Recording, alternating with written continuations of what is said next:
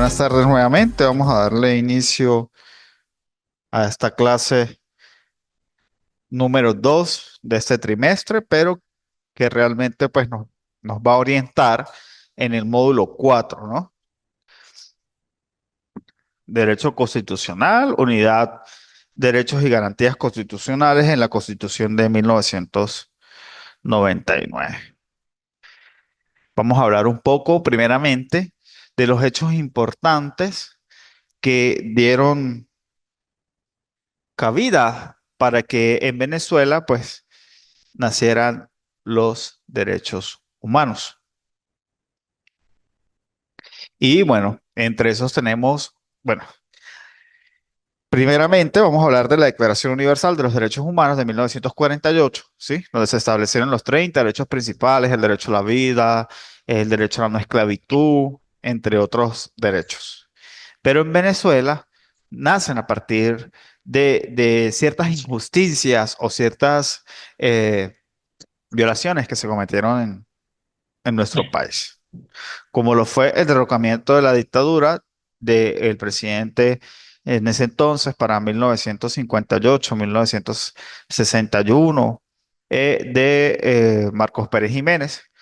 Fue una huelga general inicial 21 de enero, junto con acciones de calle en las que participaron diversos sectores organizados de la sociedad en la ciudad de Caracas. eh, Estudiantes, empresarios, trabajadores, gremios, que acelera entonces la caída de la dictadura. Luego de esa dictadura, el 23 de enero, de esa revuelta cívico-militar, donde se derroca al general Marcos Pérez Jiménez, pues la Junta de Gobierno promulga una nueva constitución, que es la Constitución de 1961, anterior a la constitución actual, y que amplía la protección de derechos sociales y mantiene la conquista de los derechos civiles, sobre todo lo referente al voto y al sufragio. Seguidamente tenemos la masacre del Amparo en 1988, donde lamentablemente 14 pescadores pertenecientes a la población de Apure fueron asesinados a manos de los funcionarios del ejército del Estado venezolano. Y este hecho despierta una conciencia de muchos sobre las violaciones de derechos humanos que existen entonces en nuestro país para esa época, sabiendo que es un país que vive en un sistema democrático, ¿no? En esa década comienzan a surgir entonces organismos internacionales, organizaciones no gubernamentales de derechos humanos que se conforman hoy en día a día como un movimiento presencial dentro de la República. Luego viene el Caracazo, muy famoso en 1989, donde espontánea y desordenadamente una enorme población de la ciudad de Caracas toma las calles para protestar en contra de las medidas económicas anunciadas por el gobierno de turno y se convierte en uno de los hechos más lamentables de violaciones de derechos humanos. Y nace entonces la nueva Constitución en 1999, garantista de derechos humanos, ya que en ella se reconocen y se amplían un conjunto de derechos humanos, tanto civiles y políticos como económicos, sociales y culturales. Lamentablemente, pues no podemos mentir, estimadas participantes, la realidad del país pues es otra, ¿sí? Pero como docente de la Cátedra de Derecho Constitucional, pues les puedo indicar que efectivamente nuestra Constitución desde el preámbulo pues es una de las constituciones más ricas en derechos humanos. El preámbulo, por ejemplo, es la parte donde se establecen los fines que persiguen con la consagración de los textos más importantes de un país. Es la iluminación y guía de cada uno de los artículos, por lo que no es posible que el desarrollo de las normas contradiga lo que está establecido en el preámbulo. Nuestro preámbulo indica el establecimiento de una democracia como modelo de gobierno en el que se reconoce la participación directa de todas las personas, así como la diversidad de culturas y el derecho de las mismas a expresarse de acuerdo a sus costumbres. Ahí es muy importante tener una consideración porque no es lo mismo ser abogado aquí en Venezuela que ser un abogado en Colombia, en México, en Perú, porque todas las leyes son diferentes. ¿Sí? Nosotros como abogados tenemos la misma base, ¿sí? De Roma, del derecho, pero cada país contiene leyes totalmente diferentes. Por eso es que nosotros, a diferencia de los licenciados en contaduría pública, pues tenemos que revalidar carreras. Mientras que un licenciado en contaduría pública en otro país, pues puede ejercer libremente a través de las normas NIC, que son las normas internacionales de contabilidad. Hasta el momento, ¿alguna pregunta, estimados participantes? No, profe. Ok, y Ariadna, No, profesor. perfecto. Entonces seguimos. El preámbulo también contiene la consideración de valores muy importantes como es la libertad, la paz, la independencia, la solidaridad, el bien común, la integridad territorial, la convivencia y el imperio de la ley. Asegura el derecho de los derechos fundamentales, así como el respeto de estos, el trabajo, la cultura, la educación, la justicia social y la igualdad. Consagra los principios universales e indivisibles de los derechos humanos, es decir, que nuestro preámbulo ratifica la prohibición de hacer discriminaciones que impidan el goce de estos derechos. Al tiempo reconoce que los derechos humanos son todos importantes, ninguno más que otro, y que hay entre ellos una interdependencia que los hace igualmente significativos. Aquí es importante tener en cuenta que ninguno de los derechos está por encima el uno del otro, porque todos, aunque son interdependientes, van de la mano, ¿sí? Porque para yo tener derecho a la vida, asimismo tengo que tener derecho a la alimentación y tengo que tener derecho a la salud. Porque si tú no tienes derecho a la alimentación, por lo menos un bebé de 6 meses, pues va a sufrir desnutrición. Y si no hay un médico que pueda tratarlo, entonces hay una violación al derecho a la salud, hay una violación al derecho a la alimentación y posiblemente y lamentablemente puede haber una violación al derecho a la vida. El Estado en todo momento debe respetar y garantizar los derechos humanos de todos los venezolanos. Asimismo en todos los países, pero tenemos que entender que hay legislaciones que son diferentes y que hay una interdependencia de lo que es el sistema interno de cada país. Derechos y garantías y deberes que están estipulados en el título 3 de la Constitución de la República Bolivariana de Venezuela de 1999. Aunque aquí empecé con los artículos 19, quiero tocar rápidamente algunos otros artículos que son bastante importantes y bueno, más que hay presencia de participantes conectadas. Por lo menos el artículo 2, un principio fundamental de la preferencia por los derechos humanos en Venezuela, ya que dice que toda ley aprobada en Venezuela, así como cualquier actuación por parte de los diferentes órganos del Estado, debe ser respetuosa y acorde a los principios establecidos en las normas internacionales de la protección de los derechos humanos. El artículo 3 nos habla de la finalidad del Estado venezolano, el cual tiene como finalidad defender a la persona humana y construir una sociedad justa y amante de la paz y respetuosa de los derechos humanos. Ya abordando uno de los artículos señalados, el artículo 19, desde este artículo en adelante hasta el número 30 se precisa mucho esta materia de derechos humanos. He tenido participantes que a veces me dicen, profe, pero si esto es derecho constitucional y nosotros vemos la cátedra de derechos humanos en otro trimestre, ¿por qué tomar una unidad de derecho constitucional para hablar de derechos humanos? Bueno, es importante entender que nuestra Constitución, vuelvo y repito, es garantista de los derechos humanos. O sea, la letra que tiene nuestra Constitución garantiza nuestros derechos humanos. Y nosotros como futuros abogados de la República, pues ustedes van a ejercer, tienen que tomar siempre de la mano la Constitución. Lamentablemente he visto a muchos colegas que no, bueno, no podemos pues criticar, pero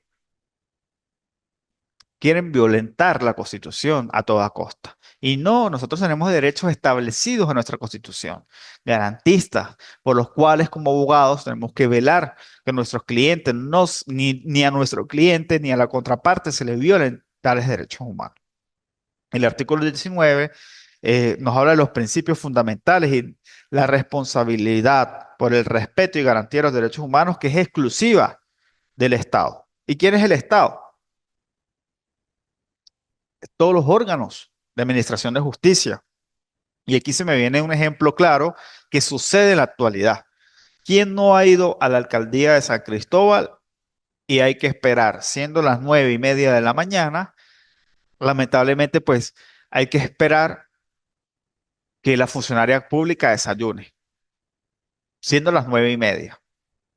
Eso tan sencillo es una violación a los derechos humanos, porque se supone que ellos tienen una hora establecida de trabajo, que puede ser, según la ley orgánica para los trabajadores y trabajadoras, de 8 a 12 y de 2 a 6. Ahora la administración pública recoge esos horarios y pone de 8:30 a 4 de la tarde, algo así. Pero entonces, si son las 9:30 de la mañana y tú vas a pagar tus impuestos, vas a pagar el derecho de frente, vas a pagar los trimestres del carro, no debes por qué esperar que la funcionaria desayune a las 9:30 de la mañana. Y eso tan simple es una violación a tus derechos humanos. Es una violación por omisión de atención, por ejemplo. Claro que hay violaciones más graves, profesor. Claro que sí, hay violaciones más graves, pero es un ejemplo a mozo grosso porque debe haber un respeto, una garantía de que esos órganos de justicia son los que nos defienden. Hay una falsa creencia, lamentablemente, en los jóvenes que los únicos que violan los derechos humanos son los guardias, son los policías. No, todo funcionario investido de Estado puede violar derechos humanos.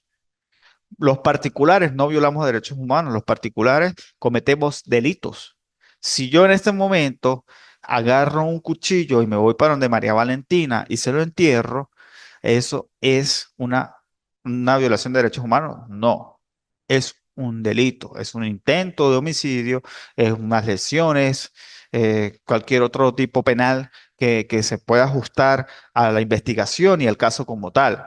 Pero si yo estoy investido con el uniforme en el ejercicio de mis funciones de cualquier ente gubernamental y hago un acto de acción o un acto de omisión en contra de Venegas, pues así podríamos estar hablando de una violación a los derechos humanos.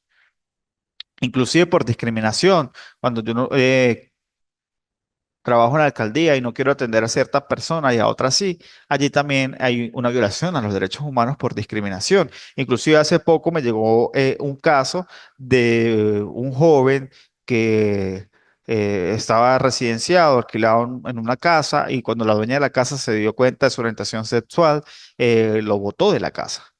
Eso es una discriminación. Aunque es una particular, hay que tomar en cuenta que está haciendo un servicio, está cumpliendo con un servicio. Entonces, ahí lo ubiqué que fuera la Defensoría del Pueblo, ubicar la Séptima Avenida para que allí dieran la claridad del caso, porque aunque es una particular, pues ella está prestando un servicio de alquiler de una casa y está discriminando a la persona por su orientación. O sea, todo eso hay que evaluarlo y por eso todo es muy bonito este tema de los derechos humanos. Entonces, como les venía diciendo, el artículo 19, la responsabilidad por el respeto y garantía de los derechos humanos es exclusivamente del Estado, quien lo debe garantizar a todas las personas por igual sin establecer ningún tipo de condiciones para ello. Los derechos humanos son tan importantes que una vez que han sido consagrados en las leyes, no pueden ser ni eliminados ni desmejorados posteriormente. ¿Qué quiere decir esto? Bueno, que si el derecho a la vida, como efectivamente está establecido en nuestra Constitución, mañana no pueden establecer la pena de muerte, porque es una desmejora de ese derecho a la vida. ¿Se entiende hasta ahora lo que estoy diciendo? Si más participantes, Sí, profe, se entiende perfecto. Sí, señor. ¿algún comentario, alguna anécdota? Por ahora no. Ok, perfecto. Cuando hablamos del artículo 20 constitucional, el derecho al libre desenvolvimiento de la personalidad, todas las personas son iguales ante la ley. Sin embargo, tienen el derecho de ser y comportarse de acuerdo a su personalidad siempre y cuando se respete el derecho de los demás. ¿Cuál es la libre personalidad? Bueno, que Ariadna le gusta echarse sus palitos, pero Mariano, entonces, María tiene el derecho de no tomar, ella puede pasarla bien en una fiesta sin tomar una gota de alcohol, pero hay que respetar también el derecho de Ariadna de que ella tome, ¿sí? Ella puede tomarse 10 palos si ella quiere, mientras que su comportamiento, su personalidad no menoscabe el derecho de María Valentina, por ejemplo. ¿Se entiende la idea? Sí, profe. Ok, el artículo 21 nos habla del principio de equidad. Todas las personas deben recibir igual tratamiento sin que puedan establecer discriminaciones de ningún tipo sobre la base de diferencias de raza, sexo, credo, condición social, entre otros. No obstante, es importante afirmar la realidad de nuestro país. Hay grupos o personas que son discriminadas, marginadas o que están en desventaja frente a otras personas por determinadas circunstancias, como algunos pueblos indígenas o como lamentablemente las personas ancianas sin familia. Hoy me enteré que en Apure se va a cerrar una casa hogar para ancianos que tenía 100 años trabajando, lamentablemente por la situación eh, actual, que bueno, todos la sabemos, ¿no? En caso de las leyes así, deberían de tener un tratamiento especial para esos abuelos abandonados. También podríamos hablar de los refugiados, que son personas que es un tema del derecho internacional bellísimo, que nos habla de esas personas que tienen que huir por ejemplo, en Colombia, por esa guerra que existe allá, y para conseguir un refugio en Venezuela tienen que ir hasta la ciudad de Caracas, cuando en el 2005, 2006, 2007 ellos podían acceder al SAIME de acá en San Cristóbal y podían establecer su caso y aquí podían ser atendidos. Lamentablemente, se cuenta todavía con el ente regulador que los atiende en San Cristóbal, pero deben ir hasta Caracas. Entonces, una persona que viene huyendo por un peligro inminente, y que tenga que atravesar 18 alcabalas de aquí a Caracas siendo una persona extranjera, es difícil, es complicado. Entonces allí podemos ver que hay una desigualdad, hay una discriminación. ¿Por qué? Por nacionalidad. El artículo 22, la amplitud de los derechos humanos. Los derechos humanos no son únicamente los mencionados en nuestra Constitución o en las leyes internacionales. Puede haber otros que, aunque no aparezcan en el texto constitucional, se les considera derechos igualmente importantes. Y bueno, en la clase anterior les di un ejemplo que es muy valedero, porque cuando se creó la Declaración Universal de los Derechos Humanos, la Declaración de los Derechos del Hombre, entre otros instrumentos que han ido consolidando nuestros derechos, en esa época nadie pensaba que el Internet iba a ser un bien esencial para la vida humana. Y ahora, en la actualidad, que tenemos clases asincrónicas, clases en vivo, donde podemos hablar, hace parte ya de un servicio público esencial para la vida digna de un ser humano. Entonces, hoy por hoy podemos decir que para tener una vida digna, el Estado debe entonces respetar y garantizar el Internet. Es un pensamiento propio, ¿sí? Que escala en lo que acabamos de hablar. Ya no está, el Internet no está establecido en la Constitución como un derecho humano, pero para poder ejercer nuestro estudio, para poder ejercer nuestro trabajo, para poder ejercer nuestro tiempo libre, pues necesitamos de Internet. Bien, cuando hablamos del artículo 23, la siguiente lámina, ojo con esto, estimadas participantes que están activas, porque esto es pregunta de examen. La constitucionalidad de los tratados relativos de los derechos humanos. Las normas establecidas en los tratados internacionales de derechos humanos ratificados en Venezuela tienen jerarquía constitucional. Y cito el artículo dentro de la lámina, que me parece importante. Lamentablemente he visto algunos colegas que pues dicen que los tratados internacionales están por encima de la Constitución. Totalmente falso, porque nos remitimos al artículo 23 constitucional que nos indica que los tratados, pactos y convenciones relativos a derechos humanos suscritos y ratificados por Venezuela tienen jerarquía constitucional y prevalecen en el orden interno, en la medida en que contengan normas sobre su goce y ejercicio más favorables a las establecidas en la Constitución. ¿Qué quiere decir?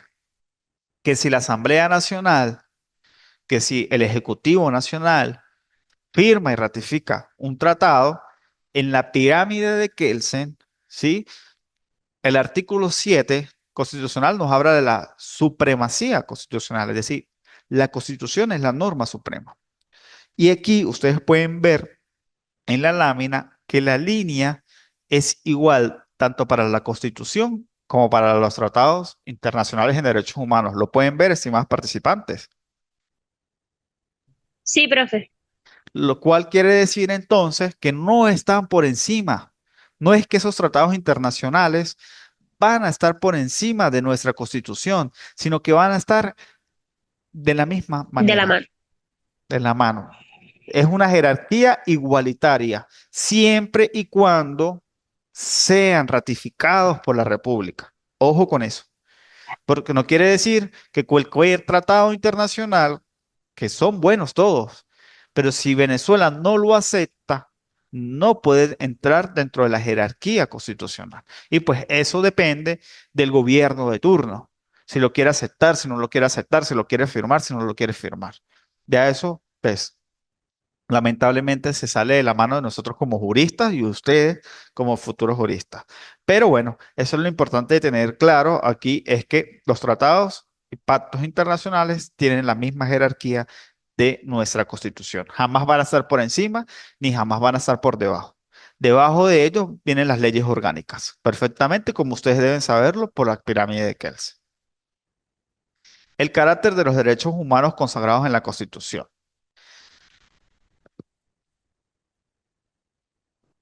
Los derechos fundamentales son todos estos establecidos en la Constitución que son los mismos derechos humanos. ¿Cómo los vamos a diferenciar? ¿Existe el territorio de aplicación para los derechos humanos? ¿Qué opinan ustedes? Quiero escucharlas.